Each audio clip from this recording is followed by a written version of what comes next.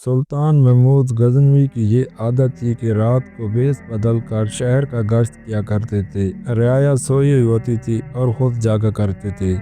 ایک رات اسب معمول بھیس بدل کر شہر کے گشت کر رہے تھے کہ آپ نے ایک جگہ چند چور دیکھے جو چوری کی نیت سے کہیں جا رہے تھے۔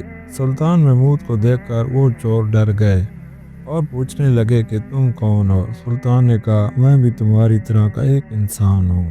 چور سمجھے کہ یہ بھی ایک چور ہے، چنانچہ وہ مطمئن ہو گئے۔ سلطان بھی ان میں شامل ہو گیا اور کہا اتنی رات گئے تمہارا گھر سے نکلنے کا کیا مقصد ہے؟ وہ چور بولے وہی جو تمہارا ہے، یعنی چوری کرنا۔ سلطان نے کہا تو پھر شاہی محل لوٹو، وہاں سے بڑا خزانہ ہاتھ آئے گا جو عمر بھر کے لیے ہمیں روپے سے بے نیاز کر دے گا۔ چوروں نے یہ مشورہ سن کر سلطان کی جرات کی داد دی اور کہا بڑے دلیر چور ہو، شاہی محل میں بھی چوری کرنے سے نہیں ڈرتے۔ لو آج تم ہمارے سردار ہو، ہم تمہارے تابع، لیکن کام بڑا مشکل ہے۔ سلطان نے کہا میرے ہوتے ہوئے تم ڈرو مت اور کسی مشکل کو مشکل نہ سمجھو، بس تیار ہو جو آج ہی شاہی محل لوٹیں گے، لیکن پہلے جہاں بیٹھ کر ایک منصوبہ تیار کر لو اور اپنا اپنا کمال بیان کرو۔ ہم میں سے ہر ایک بتائے گا کہ وہ کیا کمال اور خصوصیت رکھتا ہے۔ چنانچہ وہ وہیں بیٹھ گئے۔ ان میں سے ایک چور بولا مجھ میں یہ کمال ہے کہ میں اندھیری رات میں بھی کسی کو ایک بار دیکھ لوں تو دن کی روشنی میں اسے فوراً پہچان لیتا ہوں۔ دوسرا چور بولا میرے بازو میں اتنی طاقت ہے کہ میں محل چاہے کتنا ہی اونچا کیوں نہ ہو، میری پھینکی ہوئی کمان محل کی کنگرے کو پکڑ لیتی ہے اور ہم سب آسانی سے اوپر چڑھ سکتے ہیں۔ تیسرے نے کہا مجھے یہ کمال حاصل ہے کہ خزانہ زمین کے جس حصے میں بھی دبایا گیا ہو میں اپنی ناک سے مٹی سونگھ کر معلوم کر لیتا ہوں کہ خزانہ کہاں دبایا گیا ہے۔ چوتھا بولا مجھے یہ کمال حاصل ہے کہ میں کتوں کی زبان جانتا ہوں، جب بھی کوئی کتا بھونکتا ہے تو مجھے پتہ چل جاتا ہے کہ وہ کیا بول رہا ہے۔ اب وہ سلطان سے پوچھنے لگے ہم نے تو اپنا اپنا کمال بیان کر لیا ہے، اب تم بتاؤ تم کیا کمال رکھتے ہو؟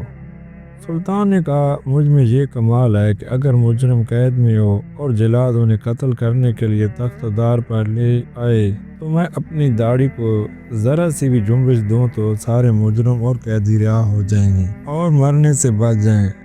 باقی تمہارا کمال سب سے بڑا ہے۔ چوروں نے یک زبان ہو کر کہا تمہارا وجود ہماری رہائی کا ضامن ہے۔ اب وہ سب اٹھے اور شاہی محل کا رخ کیا۔ راستے میں کتے نے انہیں دیکھ کر بھونکنا شروع کر دیا۔ وہ چور جسے کتے کی زبان سمجھنے کا کمال حاصل تھا اس سے باقی چور پوچھنے لگے ذرا بتاؤ یہ کتا کیا کہہ رہا ہے؟ وہ بولا بھائیو میں خود بھی بڑا حیران ہوں کہ کیونکہ یہ کتا کہہ رہا ہے کہ تم پانچوں میں بادشاہ خود بھی موجود ہے۔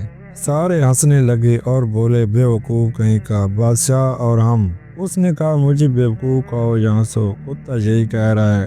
ان سب نے کہا کہ ممکن ہے کہ کتے کا مقصد یہ ہو کہ آج تو ہم شاہی محل لوٹنے جا رہے ہیں اور کل ہم سارے بادشاہ ہوں گے۔ وہ بولا جو مرضی کہو، کتا تو یہی کہہ رہا ہے کہ پانچوں میں ایک بادشاہ موجود ہے۔ آگے بڑھے تو شاہی محل کے پاس پہنچ کر کمان پھینکنے والے سے کہنے لگے کہ چلو اب تم اپنا کمال دکھاؤ۔ اس نے کمان پھینکی اور جو محل کے کنگرے سے اٹک گئی اور سب کمان کے ذریعے سے اوپر چڑھ گئے۔ اب زمین سونگھنے والے سے کہا گیا کہ اب تم اپنا کمال دکھاؤ۔ چنانچہ اس نے بھی اپنا کمال دکھایا اور زمین سونگھ کر شاہی محل کا جتنا خزانہ تھا معلوم کر لیا۔ انہوں نے شاہی محل کا تمام خزانہ لوٹا اور سمیٹ کر اسی کمان کے ذریعے باہر نکل آئے اور شہر سے باہر کسی ویران جگہ پر بیٹھ کر خزانے کی تقسیم کرنے لگے۔ سلطان نے کہا تم لوگوں نے مجھے اپنا سردار تسلیم کیا ہے، اس لیے تم لوگوں کو میری ایک بات ماننی پڑے گی۔ خزانے کی تقسیم فی الحال ملتوی کر دو، کیونکہ اگر یہ خزانہ تقسیم کر کے اپنے اپنے حصے کا مال ہم اپنے گھر لے گئے اور صبح جب شاہی خزانے کی چوری کا پتہ چلا تو ممکن ہے کہ بادشاہ چوروں کو پکڑنے کے لیے جو تدبیر اختیار کرے گا ان میں ایک یہ تدبیر بھی ہو کہ سارے شہر کی تلاشی لی جائے تاکہ چور اگر شہر میں موجود ہوں تو پکڑے جائیں۔ خدا نہ کرے ہم پکڑے جائیں، لہذا کچھ دنوں صبر ہی کر لو۔ جب بادشاہ کے سپاہی تمہیں پکڑنے میں ناکام ہو جائے تو ہم اطمینان سے جہاں آ کر خزانہ تقسیم کر لیں گے، اسی لیے یہی زمین کھود کر اس خزانے کو ادھر ہی دفن کر دو۔ سب نے اس رائے سے اتفاق کیا اور کہا کہ بالکل ٹھیک ہے، آپ ہمارے سردار ہیں، جو حکم ہمیں منظور ہے۔ سلطان محمود نے کہا اب ہم سب لوگ اپنے اپنے گھروں پر روانہ ہوتے ہیں، لیکن میں نیا ہوں، ابھی تم لوگوں میں شامل ہوا ہوں، میں تم لوگوں کو نہیں جانتا، تم کون اور کہاں رہتے ہو، اپنا مکمل پتہ مجھے لکھوا دو۔ چنانچہ انہوں نے اپنا مکمل پتہ اپنے سردار کو لکھوا دیا۔ چور اپنے اپنے گھروں اور سلطان اپنے محل کو لوٹ گیا۔ صبح ہوئی تو ایک شور مچ گیا کہ شاہی خزانہ لوٹ لیا گیا ہے۔ شاہی محل کے سپاہی دوڑ بھاگ کرنے لگے۔ سلطان نے اپنے سپاہیوں کو بلا کر ان چوروں کا نام اور پتے بتا دیے اور کہا ان چوروں کو گرفتار کر لو، چور یہی لوگ ہیں۔ سپاہی سلطان کے بتائے ہوئے پتے پر پہنچ گئے اور چاروں چوروں کو گرفتار کر لیا۔ وہ چاروں بڑے حیران تھے کہ یہ آخر قصہ کیا ہے، ہم چاروں تو گرفتار ہو گئے مگر ہمارا سردار گرفتار نہیں ہوا۔ عدالت میں پیش ہوئے تو شاہی مجرم ہونے پر انہیں پھانسی کا حکم سنا دیا گیا۔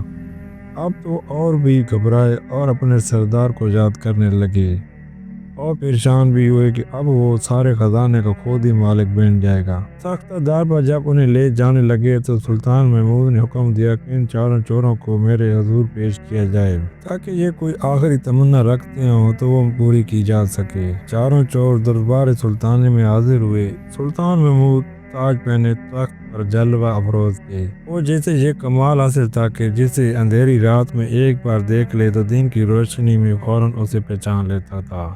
اس نے جو تخت پر بیٹھے ہوئے آدمی کو غور سے دیکھا تو فوراً پہچان گیا اور اپنے ایک ساتھی کے کان میں کہنے لگا، بھائی رات کو کتا سچ کہہ رہا تھا کہ ان پانچوں میں ایک بادشاہ بھی موجود ہے۔ یہ جو سامنے تخت پر آدمی بیٹھا ہے یہ کوئی اور نہیں، یہ ہمارا سردار ہے اور جو بادشاہ ہے، اور مجھے پورا یقین ہے کہ یہی تھا ہمارے ساتھ رات کو۔ ساتھی نے کہا تم بھی بڑے بے وقوف ہو، رات کو ہمارے دوسرے ساتھی نے کتے کی زبان کا ترجمہ کر کے چور کو بادشاہ بنا دیا اور اس وقت تم بادشاہ کو چور بنا رہے ہو۔ ان کی خسر پسر سن کر بادشاہ نے کہا یہ آپس میں کیا باتیں کر رہے ہو؟ کچھ اور جس نے رات کو سلطان کو دیکھ کر دن میں پہچان لیا تھا وہ آگے بڑھا اور کہنے لگا آپ ہمارے سردار، آپ اپنی داڑھی کب ہلاؤ گے؟ کیا اس وقت ہلاؤ گے جب ہمیں پھانسی پر لٹکا دیا جائے گا؟